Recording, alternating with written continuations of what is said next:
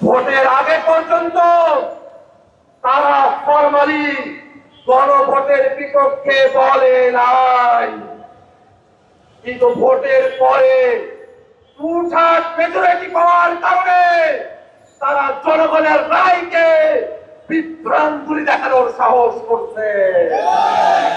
জনগণ গণভোটের মধ্য দিয়ে বাংলাদেশের রাষ্ট্র কাঠামোতে যে পরিবর্তন চেয়েছে, আজকে 2/3 ক্ষমতার জোরে তারা সেটাকে অমান্য করার উপায় তারা করছে। ভাইরা আমার, তারা সংবিধানের কথা বলছে, আমরাও বলি দেশ পরিচালনা করতে সংবিধান লাগবে, কিন্তু সেই সংবিধান ৭২-এর মুজিববাদী সংবিধান না, সেই সংবিধান RICL TMX, যুগের পর যুগ স্থাপনা থাকে মজবুত।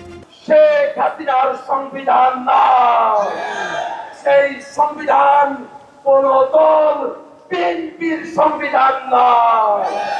দেশ পরিচালনার জন্য সংবিধান লাগবে, সেই সংবিধান হতে হবে জনগণের সংবিধান, আর সেই সংবিধানে জনগণের কথাগুলো থাকবে, তার অন্তত আমরা হতে দেব না।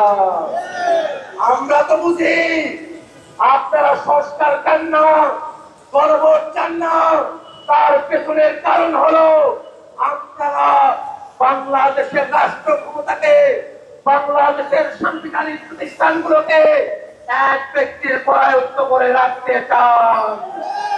গণভোট মেনে নিলে সাংবিধানিক প্রতিষ্ঠানগুলোতে নিয়োগ স্বচ্ছ হবে, আপনাদের কর্তৃত্ব এককভাবে থাকবে না, সেই কারণে আপনারা গণভোট চান না।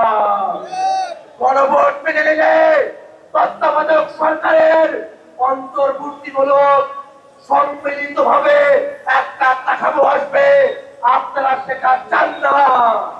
গণভোট কার্যকর হলে উচ্চপক্ষ হবে ভোটের পিয়ার অনুযায়ী, আপনারা সেটা চান না।